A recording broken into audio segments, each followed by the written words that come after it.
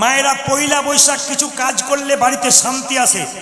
বাড়িতে বাস্তু দোষ থাকলে, অশান্তি থাকলে একটা কাজ আপনারা করবেন। দাদা ভাইরা মন দিয়ে শুনে নিন, যে কথাগুলো বলবো হীরার মতো কথা, যদি ধরে রাখতে পারেন জীবন সুন্দর হবে। তাকাবেন, কথাটি হচ্ছে জ্যোতিষের কথা। দেখবেন মায়েরা বাড়িতে, দাদা ভাইয়েরা, হওয়া কাজ হয় না। একটা কাজ হতে হতে হচ্ছে না, কাজ সফল হচ্ছে না, বাড়ি তৈরি করতে যাচ্ছেন বাধা হয়ে যাচ্ছে।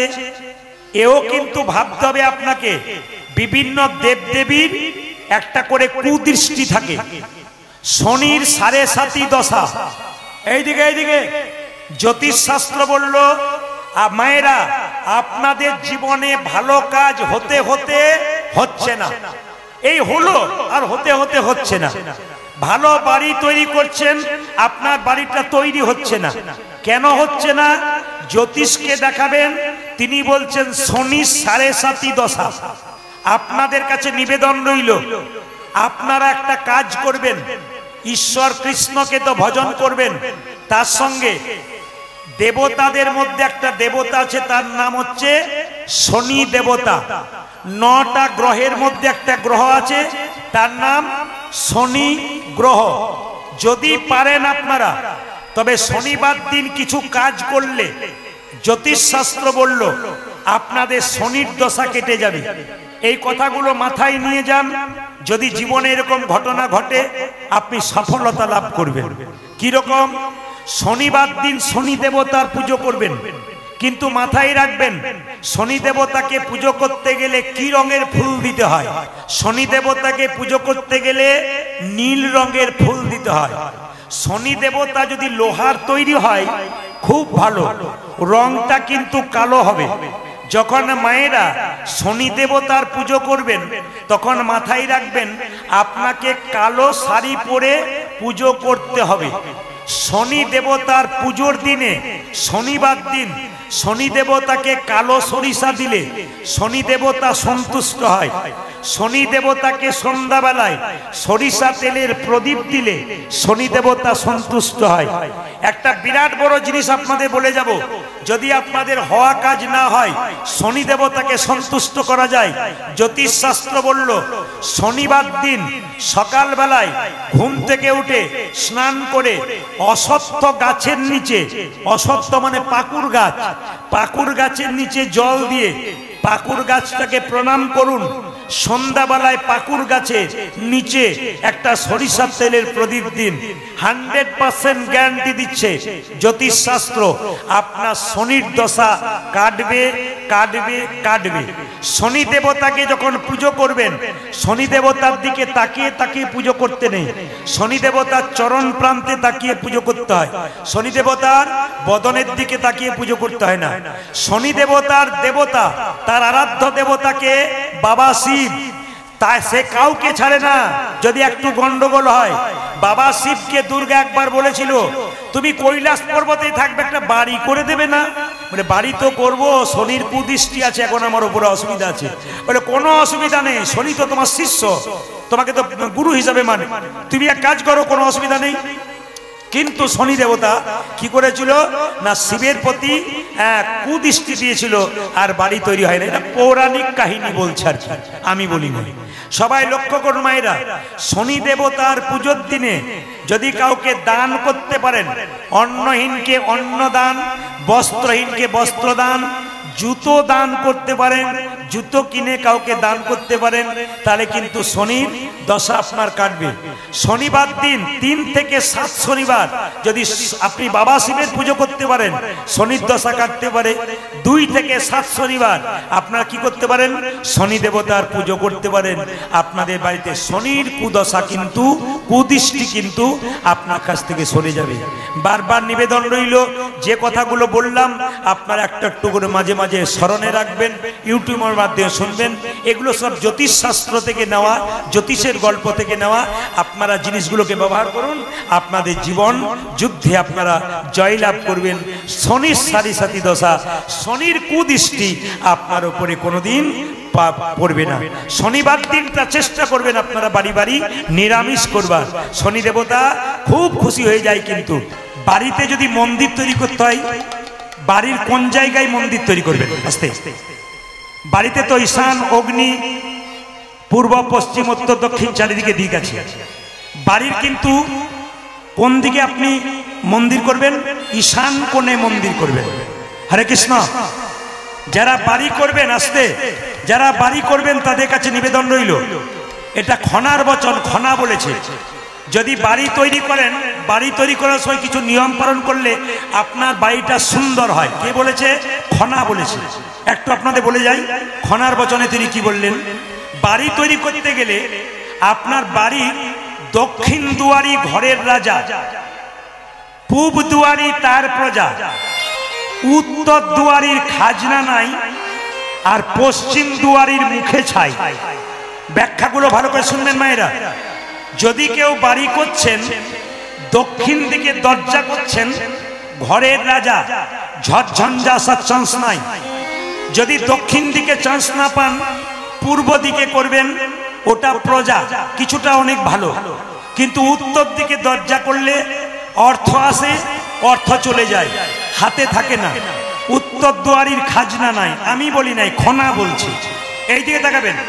আর কি? পশ্চিম দুয়ারির মুখে ছাই, পশ্চিম দিকে দরজা করতে নাই। এটা গেল খনার বচন। আপনাদের বলে যায়, মন দিয়ে শুনবেন, যে যেখানে বসে আছেন। বাড়িতে কাঁটাযুক্ত গাছ লাগানো উচিত নয়। দেখবেন অনেক অনেক বহুবীজপত্রী কোনো গাছ সবার বাড়িতে সুট হয় না। যখন দেখবেন আপনি একটা বহুবীজপত্রী গাছ লাগিয়েছেন, সেটা পেয়ারা হতে পারে, ডালিম হতে পারে, বহুবীজপত্রী, তাহলে দেখবেন সেই বাড়িতে অশান্তি লেগে থাকলে ওই গাছ কাটলে জ্যোতিষ বলছে আপনার বাড়ি শান্তি আসতে পারে। একটা একটা করে বোঝাবো। বাড়িতে মায়েরা, বাড়িতে রান্নাঘর করবেন কোন দিকে? না, বাড়িতে রান্নাঘর করতে হয় অগ্নিকোণে। অগ্নিকোণটা কোনটা? না, পূর্ব দিকে। বাথরুম কিন্তু ঈশান কোণে করবেন না। বাথরুম পায়খানা যদি ঈশান কোণে করে, তাহলে জ্যোতিষ মহারাজ বলছেন যে ঈশান কোণে বাথরুম করলে তার বাড়িতে 2 থেকে 5 বছরের মধ্যে একজন আত্মহত্যা করতে যাচ্ছে। প্রশ্ন করবেন আপনারা, যদি কারো বাড়িতে হয়ে গেছে তাহলে কি হবে? আসলে আমার অনেক জ্যোতিষ বন্ধু আছে, অন্তত 8 থেকে 10 জন জ্যোতিষ বন্ধু আছে, যার সঙ্গে জ্যোতিষ শাস্ত্র নিয়ে আলোচনা হয়। তারা আমাকে সুন্দর সুন্দর উপস্থাপনা দেয়, এভাবে বললে মানুষের উপকার হতে পারে।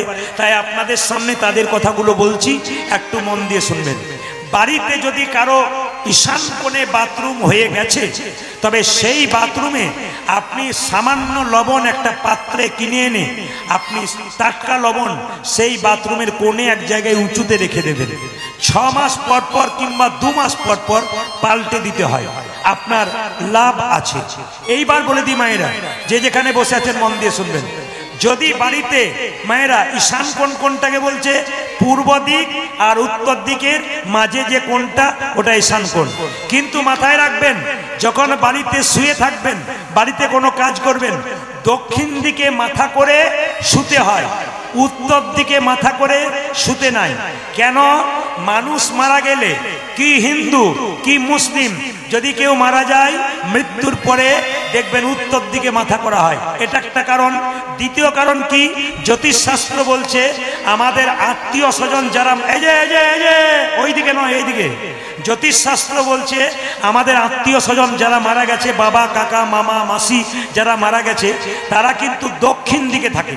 দক্ষিণ দিকটা জমের দুয়ার, তাই দক্ষিণ দিকে যদি কেউ পা করে শুই, তাহলে জ্যোতিষ বলছে আমাদের সেই পূর্বপুরুষদেরকে অপমান করা হয়। দক্ষিণ দিকে পা করে শুতে নাই, দক্ষিণ দিকে মাথা করে শুতে হয়, মাথা ঠান্ডা থাকে, উপকার হয়, আপনার পূর্বপুরুষের আশীর্বাদ পান।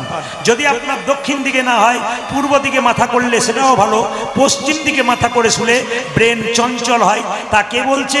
না, জ্যোতিষ শাস্ত্র বলছে। আপনাদের কাছে নিবেদন রইল, কথাগুলো মন দিয়ে শুনবেন, যে যেখানে বসে আছেন। যদি কোনো বাথরুম ঘর থাকে, তাহলে দক্ষিণ দিকে পেছন করে কেউ বসতে পাবেন না। দক্ষিণ দিকে আপনাদের কাছে নিবেদন রইল, বাড়িতে যে আপনারা আছেন কিছু আচার বিচার না করলে ভগবান আসে না। যেমন দেখবেন অনেকে বাড়িতে রান্না করছে, রান্নাঘরে চটি পরে রান্না করছে। অনেককে জিজ্ঞেস করে দিদি চটি পরে রান্না করছেন কেন? তখন উনি বলছেন এটা রান্নাঘরের চটি। রান্নাঘরে চটি হয়? রান্নাঘর তো অন্নপূর্ণার মন্দির, ওখানে চটি পরে প্রবেশ করবেন কেন? ওটা চটি পরে প্রবেশ করার জায়গা নয়। শাস্ত্র বলছে অন্নপূর্ণার মন্দিরে খালি পায়ে করতে হয়। এখন চেয়ার বেঞ্চ হয়েছে বলে আমরা চটি পরে খাবার খাচ্ছি, কিন্তু হিসাব মতো অন্ন প্রসাদ গ্রহণ করতে গেলে চটি পরে নয়, নিচে বসে ভক্তি ভরে খেতে হয়। যাদের কোমরের ব্যথা আছে, অসুস্থতা আছে, তাদের বাদ দিয়ে বাকি সব নিয়ম অনুযায়ী। এখন যত আধুনিক যুগ হচ্ছে সেগুলোর কথা ছেড়ে দিন, ওগুলোকে মানতে হবে, ওগুলোকে আমাদের মেনে নিতে হবে। আপনাদের কাছে নিবেদন রইল, যে যেখানে বসে আছেন কিছু নিয়ম পালন করতে হবে। সন্ধ্যাবেলায় বাড়িতে সন্ধ্যা প্রদীপ দেন আপনারা। আজকে সবাই প্রদীপ দিয়ে বাড়ি থেকে এসেছেন, তো মায়েদের একটু জানতে হবে এই যে সন্ধ্যা প্রদীপটা আপনারা দিন, ওই প্রদীপের জন্ম কোথা থেকে? প্রদীপটা সন্ধ্যাবেলায় দেবেন কেন? সকালবেলায় দিলে হয় না? কিন্তু প্রদীপ দেবার নিয়ম আপনাদেরকে বলে যাই, জয়নিতাই প্রদীপ দেওয়ার নিয়ম বলে যাই, ভোর 5টা থেকে সকাল 10টা পর্যন্ত, আর বিকেল 5টা থেকে সন্ধ্যে 7টা পর্যন্ত। মাথায় রাখবেন, প্রদীপ দেওয়ার প্রকৃত নিয়ম হচ্ছে ভোর 5টা থেকে সকাল 10টা, আর বিকেল 5টা থেকে সন্ধ্যে 7টা। এই প্রদীপের জন্ম কোথা থেকে? কামদেব মদন, তার বাবার নাম ছিল ব্রহ্মা। তো ব্রহ্মার অনেকগুলো ছেলে ছিল, তার মধ্যে একটি ছেলের নাম কামদেব মদন। শুনবেন মন দিয়ে আপনারা, সন্ধ্যাবেলায় যে প্রদীপ দিয়ে বাড়ি থেকে এলেন, এই প্রদীপের জন্ম কোথা থেকে এলো, কেন সন্ধ্যাবেলায় প্রদীপ দেবেন, তার তত্ত্বটুকু জেনে নিন। বলছে হরে কৃষ্ণ, বলছে যে ব্রহ্মা কামদেব মদনের বিয়ে দিল। কামদেব মদনের স্ত্রীর নাম হচ্ছে রতি। কামদেব মদনের স্ত্রীর নাম হচ্ছে রতি। আচ্ছা মায়েরা, ছেলে মেয়ের বিয়ে দিলে বাবা মাকে যৌতুক দিতে হয় না? জোরে বলুন হ্যাঁ না না। তা ব্রহ্মাকে কামদেব মদন বলল, বাবা তুমি তো আমার বিয়ে দিলে, আমার স্ত্রীর নাম রতি, তা তুমি কিছু যৌতুক দেবে না? কামদেব মদনকে ব্রহ্মা বলল, আমার কাছে দেওয়ার মতো কিছু নাই, তবে 5টা বান আছে, আমি তোকে দিলাম। এই 5টা বান তুই নে, এইটাই যৌতুক। তা প্রশ্ন করলো কামদেব মদন, বাবা 5টা বান নিয়ে কি করব? বলছে এই 5টা বান তুই যাকে মারবি সে কামবানে জর্জরিত হয়ে কুপকাত হয়ে যাবে, আর সোজা হতে পারবে না। বলছে বাবা বানের সংখ্যা তো 5টা, মারবো 1 2 3 4 5, শেষ হয়ে গেল, তারপর কি করব? কামদেব মদনকে ব্রহ্মা বলল, এ বান তুই যাকে মারবি তার কাছ থেকে আবার ফেরত আসবে, আবার নতুন জনকে তুই মারতে পারবি। তো কামদেব মদন বলল, তাহলে যাকে মারবো সে কামবানে জর্জরিত হয়ে যাবে? বলছে হ্যাঁ। বলছে তাহলে এক কাজ করো, কাছে তো কেউ নাই, টেস্ট করে দেখবো, পরীক্ষা করে দেখবো, তুমি আছো, তোমাকে মেরেই দেখি। হরে কৃষ্ণ। বলছে তুমি আছো, তোমাকে মেরেই দেখি। বাবা ব্রহ্মা বলল, কামদেব আমার দেওয়া বান তুই আমাকে মারিস না। বলে না, আমি তোমাকেই মারবো। কামদেব মদন শুনল না। ব্রহ্মার পাশে বাঁ দিকে দাঁড়িয়ে ছিল তার মেয়ে সন্ধ্যা, দেখতে একবারে সোনার মতো গায়ের রং, অপরূপ রূপবতী সন্ধ্যা ব্রহ্মার পাশে দাঁড়িয়ে আছে। যেই না কামদেব মদন ব্রহ্মাকে বান মেরেছে, অমনি ব্রহ্মা সন্ধ্যার দিকে তাকিয়ে দিয়েছে কাম নয়নে। সন্ধ্যা চিৎকার করে বলছে, পিতা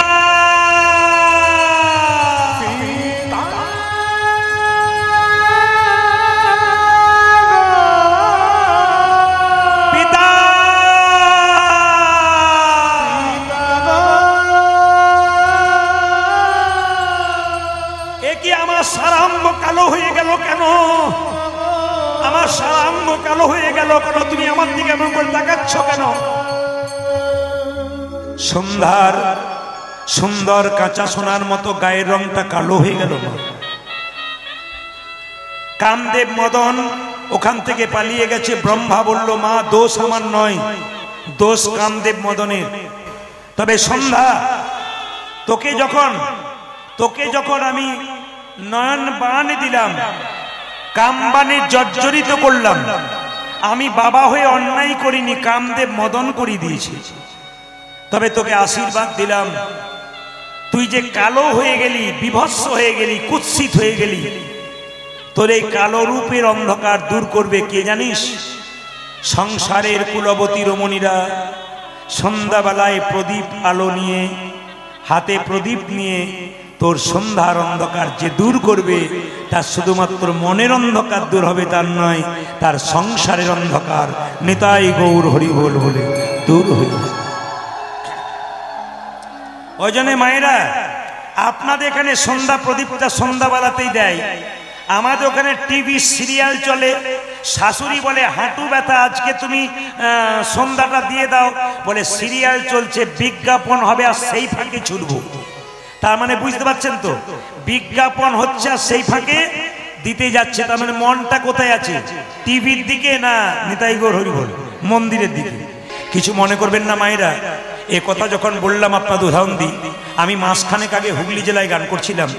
কলকাতা থেকে 3টে মেয়ে কীর্তন শুনতে এসছে ওদের বাড়িতে, বাড়ির গান। অসীমবাবুর যেমন নিজের গান, সেরকম বাড়ির গান শুনতে এসছেন 3 জন। তো বললাম, এত দূর থেকে এলেন আপনারা? বলছে, আমাদের আত্মীয় হয়, আপনাকে সব জায়গায় পাওয়া যায় না, তাই চলে এলাম। তো 3টি মেয়ে 3টে গোপালকে কোলে করে কীর্তন শুনছে। তো গোপাল 3টেকে স্টেজে রেখেছে আর নিচে বসে আছে। কীর্তন যখন শেষ হয়ে গেল, সবাই উঠে গেল, 3টে মেয়ে নতুন কাপড় পরে খুব ধুলোতে গড়াগড়ি দিচ্ছে। আমি একজন মেয়েকে জিজ্ঞেস করলাম, আচ্ছা দিদি, তুমি যে ধুলোবালিতে নিজের শাড়িটাকে, নতুন শাড়িটাকে ময়লা করলে, তোমার কিছু ক্ষতি হলো না? বলছে, আপনি তো বলেছেন স্বামীর যদি 4টে কাপড়ের দোকান থাকে, দেহ থেকে প্রাণ বেরিয়ে গেলে একটা কাপড়ও শ্মশানে দেবে না, কাপড়ের কি দাম আছে?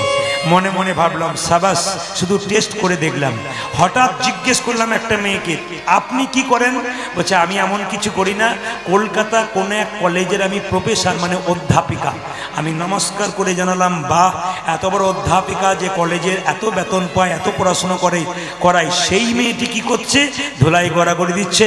আর আমাদের MA পাস করে গেলে দেখবেন সে ভদ্রলোক এরকম করে দাঁড়ায়, হাত ওঠায় না, খালি এরকম করে থাকবে, মানে ভাববে আমার মতো ভদ্রলোক পৃথিবীতে কেউ নাই। ওই সমস্ত লোকগুলোকে দেখাবেন, শোনাবেন এরা কি করছে। আর একজন মেয়েকে জিজ্ঞেস করলাম, তুমি কি করো? কম বয়সের মেয়ে। বলছে, আমার স্বামী দাঁতের ডাক্তার, আমিও দাঁতের ডাক্তার। বাহ। আর একটা মেয়ে আরো কম বয়স, জিজ্ঞেস করলাম, তুমি কি করো? বলছে, দাদা, আমি তো বিউটি পার্লারে কাজ করি। আমি বললাম, আমিও তো বিউটি পার্লারে কাজ করি। উনি বলছেন, তাহলে কি আপনি কীর্তনের ফাঁকে ফাঁকে করেন? বললাম, না, কীর্তন করতে করতেই করি। বলছে, বুঝতে পারলাম না। বললাম, তুমি তো বিউটি পার্লারে কাজ করে লোকের বাইরেটা ভালো করার চেষ্টা করো, আর আমি বিউটি পার্লারে কাজ করে ভক্তের হৃদয়টাকে পরিষ্কার করার চেষ্টা। এই জন্য আপনাদের কাছে নিবেদন রইল, বাবা, এটা একটা বিউটি পার্লারের জায়গা, যেখানটাতে হৃদয়টা, মনটা পরিষ্কার হয়, সুন্দর করা যায়। 3টি মেয়ে কি সুন্দর দেখুন কীর্তন শুনছিল, কি সুন্দর হরিনাম শুনছিল, ধুলাই গড়াগড়ি দিল। আমাদের কীর্তন 3 ঘন্টা শুনতে এসে ঘাড়ে ব্যথা, কোমরে ব্যথা, হাঁটু ব্যথা হয়। তাকিয়ে দেখুন তো, আপনাদের পাশে পাশে অনেক বয়স্ক বাবারা বসে আছেন, কারো 70 বছর, কারো 75 বছর বয়স। তাকিয়ে দেখুন, একবার উঠছে আবার এসে বসছে। কেন বলুন তো? অভ্যাস আছে। কারা কারা গলায় তুলসীর মালা নিয়েছেন? হাত তুলবেন তো, সবাই তুলবেন যারা নিয়েছেন। বাহ বাহ, খুশি। এই জন্য গোবিন্দের কথা শুনতে পাচ্ছেন, নামান। আচ্ছা, এইবার হাত তুলুন তো, তুলসীর মালা নিয়ে কারা কারা নিরামিষ খান? একটু হাত তুলুন তো। অনেক কমে গেল কিন্তু। আসলে কিছু মনে করবেন না, এদিকে তাকাবেন। এই যে তুলসীর মালা আপনারা পড়েছেন, আপনারা পড়বেন। তিলক নিয়েছেন অনেক বাবা, প্রণাম জানাই তাদেরকে যারা তিলক নিয়েছেন। একটু বলে রাখি মায়েরা, আমি তিলক নিয়েছি, আপনারা নেবেন। কিন্তু একটা সবচাইতে লজ্জার ব্যাপার আমাদের হিন্দুদের, কি বলুন তো, কেউ যদি তিলক নেয়, পাশের বাড়ির লোকটা দেখবেন তার পেছনে লেগে যায়। আমার পাশের বাড়িতে একটা মেয়ে 25 বছর বয়স, তিলক নিয়েছে, মালা নিয়েছে, পাশের বাড়ির 5 জন বলা বলি করছে, বাবারে দিদি, হারানের বউ বোধহয় প্রথমে ভগবানকে পেয়ে যাবে, ওর কি ঢং, দিদি মালা নিয়েছে, তুলসীর মালা নিয়েছে, তিলক নিয়েছে। এইটা আমাদের লজ্জা। কিন্তু জেনে নিন, যারা কৃষ্ণ ভক্ত আছেন, হাতি চলে বাজার, কুত্তা ভুকে হাজার। হাতি রাস্তা দিয়ে যাবে, কুকুর ঘেউ ঘেউ করবে, হাতি তার দিকে তাকাবে না। যারা কৃষ্ণ ভক্ত তারা হাতির মতো, যারা নিন্দুক তারা কুকুরের মতো। নিন্দুকের দিকে কেউ তাকাবেন না, কৃষ্ণ ভক্ত যারা হবে। এটা আপনাদের কাছে নিবেদন রইল। মায়েরা, এই যে তিলক আপনারা করবেন, সহজ পদ্ধতি বলে দিই। কাল থেকে আপনারা এই পদ্ধতিতে তিলক করবেন। যদি কেউ মনে করেন যে তিলক কেউ দেখতে পাবে না কিন্তু আমি করব, তাহলে আমি তার উপায় বলে দেবো। আপনারা বাড়িতে স্নান করবেন, হাতে জল নেবেন, তাকান আমার দিকে, কোনো তিলকের চিহ্ন থাকবে না। যারা মনে করেন যে আমরা তিলক নিলে আমাদের লজ্জা লাগে, তাদেরকে বলে যায় আমার দিকে তাকান। শাস্ত্র বলছে জল তিলকের বিধি আছে। আপনি স্নান করবেন, সবার কাছে নিবেদন রইল, যে যা খাচ্ছেন খান, কিন্তু কাজটা করুন। স্নান করার পর কি করবেন? হাতে জল নেবেন, এই আঙুলে করে জলটা নিয়ে হরে কৃষ্ণ কৃষ্ণ কৃষ্ণ হরে হরে, হরে রাম রাম রাম হরে হরে। কি করবেন? তিলক করে নেবেন। জল তিলক, কেউ দেখতে পাবে না, কিন্তু আপনার তিলক হয়ে গেল। আমি যেমন তিলক করেছি, এরকম জল দিয়ে আপনি তিলক করে নেবেন। এবার কেউ দেখতে পেল না, জল তিলক হলো, আপনার লাভ হলো। 2, যদি মনে করেন যে আমি একটু তিলক নিলে কেউ যদি আমার দেখে নেয়, মহাপ্রভু বলেছেন আপনি আচরি ধর্ম অপরে শেখাই, আপনি না আচরিলে অপরে শেখানো না যায়। নিজে করবেন, অপরকে শেখান। কিরকম? আপনি তুলসী মঞ্চে জল ঢালার সময় তুলসী মঞ্চের মাটি, মানে গাছের নিচে যে মাটি, ওই মাটিটা এই আঙুলে করে হরে কৃষ্ণ মহামন্ত্র নিয়ে এখানটা ফোঁটা নিয়ে নেবেন। বিরাট লাভ, কিন্তু সবার কাছে বলে যায় বিরাট লাভ, বিরাট লাভ আপনাদের। শুধু 1 মাস করে দেখুন আপনার ভাগ্য পাল্টে কিনা, তুলসী দেবীর কৃপা হয় কিনা, কৃষ্ণের কৃপা হয় কিনা। কি করবেন? স্নান করার পর প্রত্যেকেই তুলসী গাছে জল দেবেন, বাচ্চা থেকে বয়স্ক সবাই। তুলসী গাছের জল দেওয়ার নিয়ম হচ্ছে সূর্য ওঠার পর থেকে সূর্য ডোবার আগে পর্যন্ত, যে কোনো সময় দিতে পারেন। সূর্য ওঠার আগে দেবেন না, সূর্য ডোবার পরে দেবেন না। সূর্য ওঠার আগে থেকে সূর্যটার ডোবার মাঝে পর্যন্ত, মানে শেষ পর্যন্ত আপনি দিতে পারেন। এইবার আপনি মাটিটা কি করবেন? নিয়ে এখানে হরে কৃষ্ণ মহামন্ত্র বলে ফোঁটা দিলেন। প্রশ্ন হবেন, প্রদীপ বাবু আমি কেন এই আঙুলটা ব্যবহার করব? এই আঙুলটার নাম বৃদ্ধাঙ্গুষ্ঠী, বুড়ো আঙুল। এটার নাম কি? এটার নাম কি? তর্জনী। এটার নাম কি? মধ্যমা। এটার নাম কি? অনামিকা। এটার নাম কি? কনিষ্ঠা। এখন প্রশ্ন হবে, আপনি এই আঙুলটা করে কেন আপনি তিলক নেবেন? শাস্ত্র বলছে এই অনামিকা মানে কারো নাম নয়, যে অনামিকা মানে নাম নেই তা নয়। অনামিকা হলো ভগবান বিষ্ণুর আঙুল। এই আঙুলটা কি করবেন মা? যারা গুরু মন্ত্র নিয়েছেন তারা তাকিয়ে দেখুন তো, আমি মিথ্যা বলছি না সত্য বলছি। গুরু মন্ত্র নেবার সময় কোন আঙুল থেকে ব্যবহার করা হয়? জোরে বলুন। সব সময় এই আঙুল থেকে ব্যবহার করা হয়। এই আঙুলটা অনামিকা, ভগবান বিষ্ণুর আঙুল। এই আঙুলে করে তুলসী পাতা গোবিন্দকে দেবেন, এই আঙুলে করে বাতাসা গোবিন্দকে দেবেন। ভগবানের ব্যাপারে যে কোনো ব্যবহার করবেন তখন কিন্তু আপনারা এই আঙুলটাই ব্যবহার করবেন, আপনাদের জীবন কিন্তু সফল হয়ে যাবে। যদি সাধ্য সাধন করতে চান, ভগবানের কৃপা পেতে চান। তুলসীর মালা যারা পড়েছেন তারা ভালো করেছেন। যদি কেউ পড়তে না পারেন, মনে করেন যে আমার মাছ মাংস খাবার ইচ্ছা আছে, আপনি বেলের মালা পড়ুন। কেন? সাইকেলে চাপতে গেলে প্রথমে হাফ পেডেলে চাপে, তারপর সিটে চাপে। আগে আপনি হাফ পেডেলে চাপতে শিখুন, তবে তো সিটে চাপবেন। বেলের মালাটা পড়ুন না, আপনি যা খাচ্ছেন খান। যখন বেলের মালা পড়বেন তখন আপনার আস্তে আস্তে রুচি কমবে, যে আমি এবার আর এগুলো নেবো না, তুলসীর মালা নেব। আপনার ভক্তি কিন্তু আস্তে আস্তে জন্মাবে। যে কোনো কাজ করুন, বড় বড় মহাজন মহাজ্ঞানী যারা পৃথিবীতে বড় হয়েছে সবাই কিন্তু ধর্মকে সঙ্গে করে হয়েছে। যিনি আমাদের মনমোহন সিং প্রধানমন্ত্রী ছিলেন, মাথার পাগড়িটা চেঞ্জ করেছিলেন। জোরে বলবেন হ্যাঁ না? মনমোহন সিং মাথার পাগড়িটা ওর মা বাবা শিখিয়ে দিয়েছে, তুই যতই বড় হ না কেন মাথার পাগড়ি তোর থাকবে, আপন ধর্ম থাকবে, নইলে তুই উঠতেও পারবি না উপরে।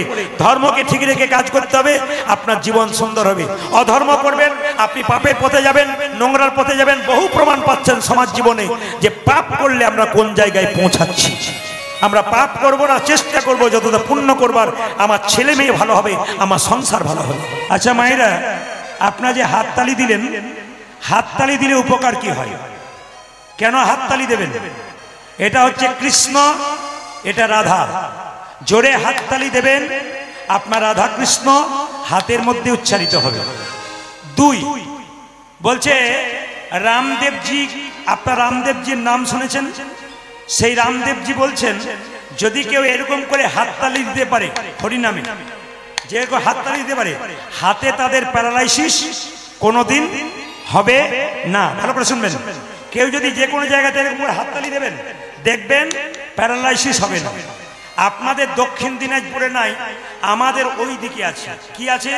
সকাল হলেই দেখবেন ছেলে মেয়েরা খালি দৌড়াচ্ছে। কেন দৌড়াচ্ছে বলুন তো? কেউ দৌড়াচ্ছে খাবার হজম করবার জন্যে, আর কেউ দৌড়াচ্ছে পেটের জ্বালায় খাবার জন্য। মানে কেউ খাবার জোগাড় করার জন্য সকাল থেকে দৌড়াচ্ছে, আর কেউ আবার হজম করার জন্য দৌড়াচ্ছে। কিছু মনে করবেন না। কেউ যদি হরে কৃষ্ণ নামটা হরে কৃষ্ণ কৃষ্ণ কৃষ্ণ হরে হরে, হরে রাম রাম রাম হরে হরে, হরে কৃষ্ণ কৃষ্ণ কৃষ্ণ হরে হরে। এটা সুন্দর ব্যায়াম হয়ে গেল। হরিনাম মানে রথ দেখা কলা বেচা দুটোই হয়ে গেল। একদিকে হরিনাম হয়ে গেল, আপনার ব্যায়াম হয়ে গেল হরে কৃষ্ণ কৃষ্ণ কৃষ্ণ হরে হরে। আপনার ব্যায়াম হয়ে গেল, তালিও হয়ে গেল। তাহলে লক্ষ্য করুন মায়েরা, হাত তালি দেবেন কেন? আপনার বাড়িতে যদি বড় গাছ থাকে, সন্ধ্যাবেলায় সেই গাছের নিচে 3 বার তালি দেবেন। 1 2 3। গাছে যত পাখি থাকে সব পাখি উড়ে চলে যায়। তত্ত্ব বলছে দেহ একটা গাছ, এখানে পাপরূপী পাখি কারা? কাম, ক্রোধ, লোভ, মাদা, মাশ্চর্য যারা। যদি বারবার হরিনামে তালি দেওয়া যায়, শরীরের মধ্যে পাপরূপী পাখিগুলো সব উড়ে চলে যাবে। মায়েরা, ভক্ত যদি ভগবানের জন্য কাঁদে, ভগবান ভক্তের 2টো জিনিস সইতে পারে না। একটি চোখের জল, আর একটা কি অহংকার। যদি কাঁদবে তোমরা তবে ভগবানের জন্য কাঁদো, ভগবানের জন্য কাঁদো, সংসারের জন্য কেঁদো না, কেঁদো না, সংসারের জন্য কেঁদো না, কেঁদো না।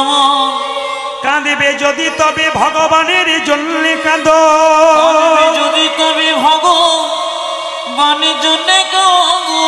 ছেলের জন্য কাঁদবে, মেয়ের জন্য কাঁদবে, মেয়ের জন্য কাঁদবে।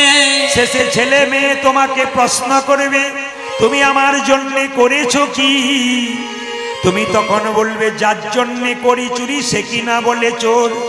যত সংসারের জন্য কাঁদবে তত তোমার ভেতরে জ্বালা বাড়বে। আর যদি কেউ নিরজনে বসে বসে একবার হা গোবিন্দ প্রাণে গোবিন্দ বলে, নিরজনে বসে বসে কেউ যদি একবার হা গোবিন্দ তোমারই হলো বলে, তোমারে হলাম বলে, নিজের জীবন মন সব একবারে সঁপিয়ে দিতে পারে। হে গোবিন্দ তোমার হলাম বলে, হে গোবিন্দ তোমারে আমি হলাম গো। একাই এসেছি একাই যেতে হবে, একাই যেতে হবে। যাবার বেলায় কেউ সঙ্গে যাবে না, যাবার বেলায় কেউ তো সঙ্গে যাবে না। সেই দিন নামে যাবে আর তুমি যাবে, যাবে আর তো তোমার সঙ্গে কেউ যাবে না, আরে তো তোমার সঙ্গে কেউ যাবে না। অসীম বাবু এই অনুষ্ঠান করছেন, অনেক চাপের মধ্যে আছেন। আমাকে একটা দারুণ কথা বললেন, যে কথাটা আমার হৃদয়ে গেঁথে গেল। তিনি বললেন, দাদা কলেজ করেছি, নার্সিংহোম করব আমার মায়ের নামে, কলকাতা গিয়েছিলাম, অনেক পরিশ্রম করে সারাত্রি জেগে এলাম, মানুষের সেবার জন্য করব, কিন্তু শ্মশানের দিকে তাকালেই সব শেষ। যদি এই কাজ করতে করতে শ্মশানের দিকে তাকাই তাহলে তো বুঝবো সব শেষ। কিন্তু না, তাকালে হবে না, পেছন দিকে যেতে হবে সবাইকে। একদিন যাবার আগে কিছু ভালো কাজ করে যান। আপনাদের কাছে নিবেদন রইল, মানুষ কুলে জন্মগ্রহণ করেছেন, এই জন্ম শুধু খাবার জন্যে নয় মা, যে আপনি খেলেন, ঘুমালেন, কর্ম করলেন, এই জন্যে নয়। এই মানুষ জন্মটা যেমন তেমন জন্ম নয়। 84 লক্ষ জনি ভ্রমণ করে মানব জন্ম পেলাম। মানব জন্ম পেলাম। গুনবেন, আপনারা গুনবেন, আমি অঙ্কতে কাঁচা। 20 লক্ষ বার গাছ গাছেরা রূপে জন্মে নিলাম। গাছি গাছিরা রূপে আমি জন্ম নিলাম। কত রকমের গাছ হতে হতে যেদিন তুলসী বৃক্ষ রূপে জন্মে নিলাম। যেদিন তুলসীর পাতা গোবিন্দের সেবায় লাগিল। তুলসীর পাতা গোবিন্দের সেবায় লাগিল।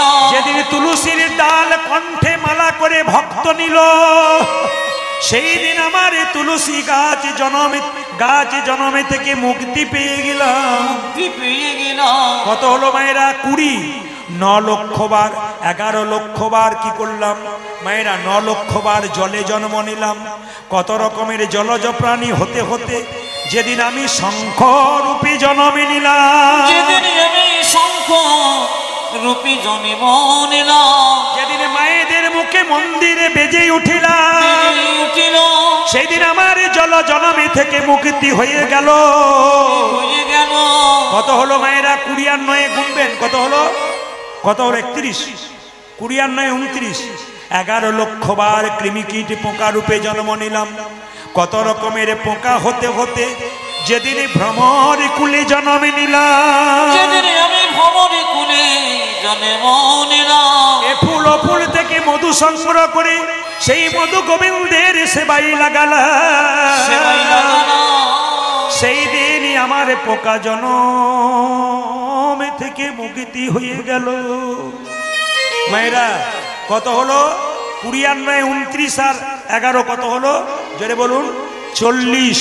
30 লক্ষ বার পশু কুলে জন্মে নিলাম। কত রকমের পশু হতে হতে যেদিনই আমি গাভী কুলে জন্মে নিলাম। গাভী কুলে আমি জন্ম নিলাম। যেদিন গাভীর চামড়া দিয়ে শিখল তৈরি হলো, মহাপ্রভুর নাম কীর্তনে বেজে উঠিলাম। যেদিন গাভীর দুগ্ধ দিয়ে গোবিন্দের সেবা হলো, সেই দিন আমার পশু জন্মে থেকে মুক্তি হয়ে গেল। কত হলো মা? 70। 70 গুনবেন, 70। 10 লক্ষ বার পাখি কুলে জন্মে নিতে নিতে কত রকমের পাখি হতে হতে যেদিন ময়ূর কুলে জন্মে নিলাম। যেদিন ময়ূর কুলে জন্ম নিয়ে আমার পুচ্ছটি গোবিন্দ মস্তকে নিল, সেদিন আমার পাখি জন্মে থেকে মুক্তি হয়ে গেল। তাই নয় 4 লক্ষ বার বানর কুলে জন্ম নিলাম। কত রকমের প্রজাতির বানর হতে হতে যেদিন আমি হনুমান হয়ে গেলাম রাম ভক্ত, যেদিন রামের চরণ লাভ করলাম, সেদিন আমার পশু জন্মেতে হনুমান বানর কুল থেকে মুক্তি পেল। মায়েরা কোন দিন বলে রাখি, এই যে আপনারা হরিবাসরে আছেন, যে কোনো জায়গায় আছেন, আপনারা দান করবেন। দান, আমার দিকে তাকান। দয়াকার দন্তন দান মানে কি? দেওয়া। আর দয়াকার মধ্যন দান মানে কি? পুণ্য। আপনার বাড়িতে একজন ভিখারি এসেছে, রাস্তা দিয়ে যাচ্ছেন, চোখে দেখতে পায় না, হাত পেতেছে, কিছু দেবেন। রাস্তা দিয়ে যাচ্ছেন, পায়ে চলতে পারে না, কিছু দেবেন। রাস্তা দিয়ে যাচ্ছেন, একজন বয়স্ক লোক শক্ত আছে, তাকে দেবেন। নিশ্চয়ই ছেলে মেয়ে তাকে তাড়িয়ে দিয়েছে, কিছু দেবেন। হাত পাতলে কিছু দিতে হয়, সামর্থ্য অনুযায়ী যেমন পারবেন। তাই আপনাদের কাছে নিবেদন রইল, যে দেয় ওপরে, যে দেয় নিচে, ওপরে দিলে হাত তার ওপরে থাকে, নিচে দিলে হাত নিচেই থাকে। আমার দিকে তাকাবেন। দান করলে কি হয়? দ্রৌপদী একদিন গঙ্গা স্নানে গিয়েছিল, একজন মুনি গঙ্গার জলে এতটা পর্যন্ত দাঁড়িয়ে আছে, সে কিন্তু উঠছে না। দ্রৌপদী জিজ্ঞেস করলো, মুনিবর আমি স্নান করব, তুমি ওঠো।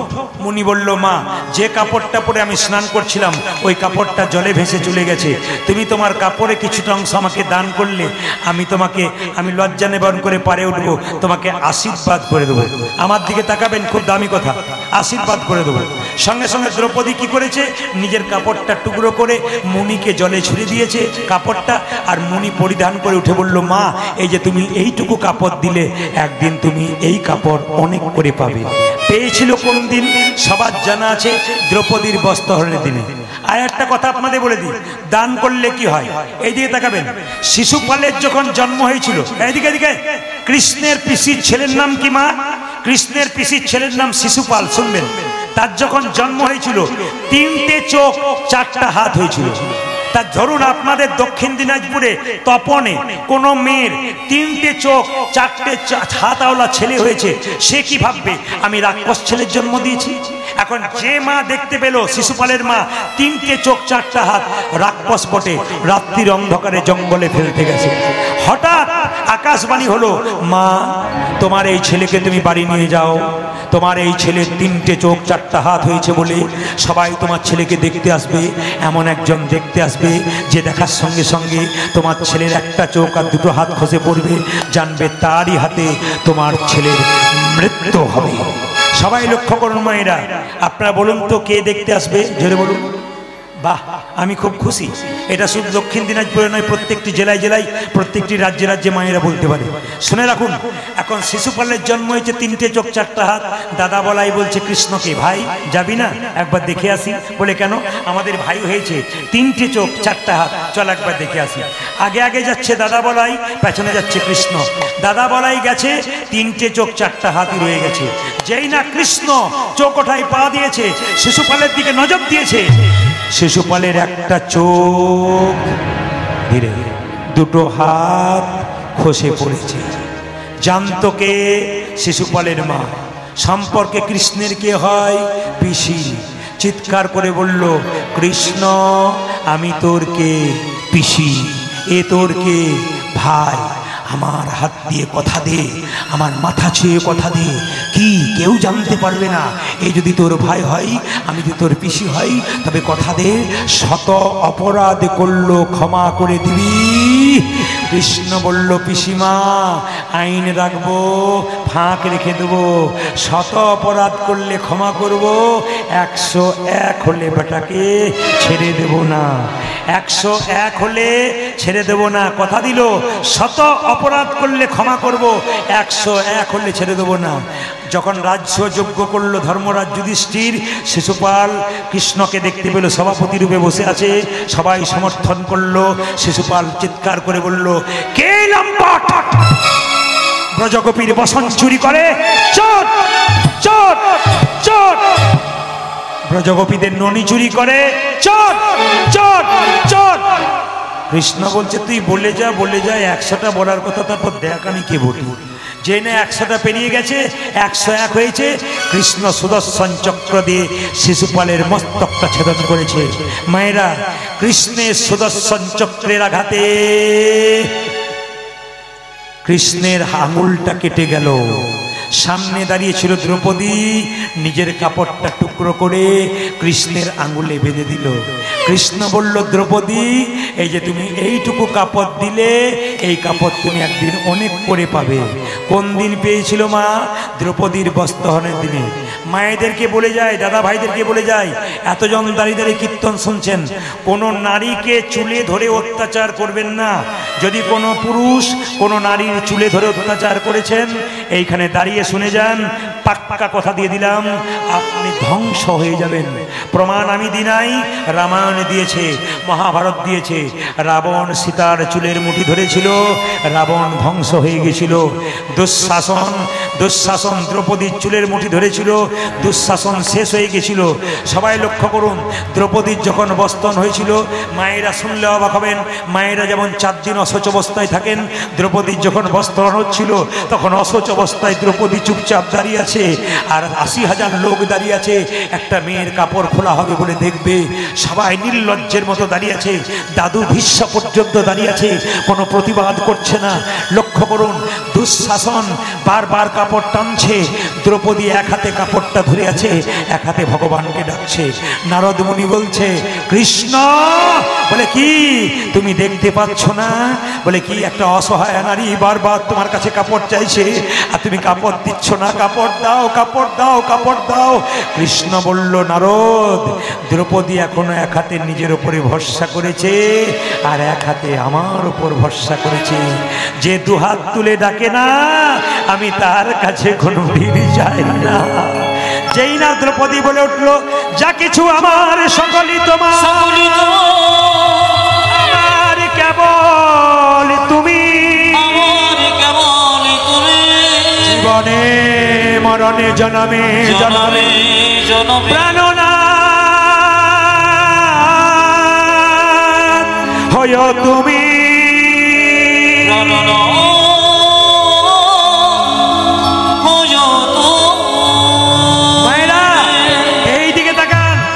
যখনই দ্রৌপদী 2টি হাত তুলেছে, সঙ্গে সঙ্গে কৃষ্ণ কাপড় জোগাড় করছে, দুঃশাসন টানছে। 1 ঘন্টা, 2 ঘন্টা, 3 ঘন্টা, 4 ঘন্টা, 5 ঘন্টা ক্লান্ত হয়ে গেল।